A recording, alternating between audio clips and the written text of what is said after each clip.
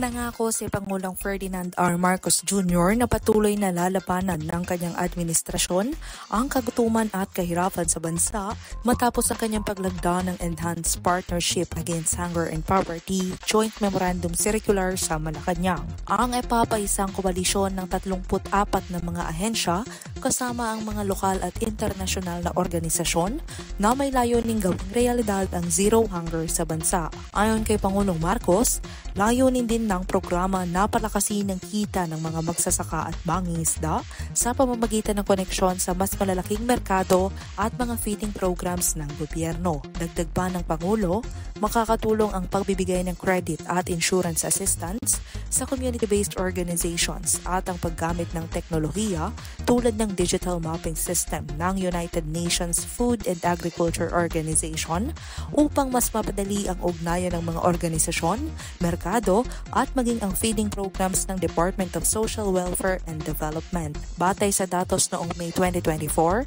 higit sa 200 million pesos na ang halaga ng benta mula sa 122 community-based organizations sa ilalim ng programang ito. Samantala, isang 14-member EPAP Steering Committee na pinamumunuan ng Secretary ng DSWD ang bubuuin upang matiyak ang epektibo at tuloy-tuloy na pagpapatupad ng mga hakbang sa ilalim ng EPAP.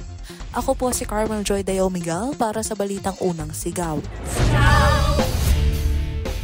Patuloy po ang programa ng gobyerno sa ilalim po ng pamumuno ni Pangulong Marcos upang labanan ang kagutuman sa pamamagitan po ng paglagda sa Enhanced Partnership Against Hunger and Poverty Joint Memorandum Circular.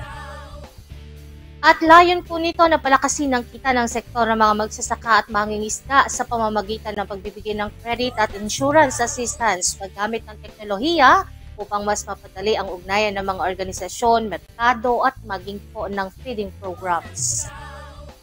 Kapag maayos ang implementasyon ng programang yan, ay malaki po ang maitutulong sa sektor ng mga magsasaka at mangingisda na pangunahing kabuhayan ng mga mamamayan na nasa laylayan po ng lipunan.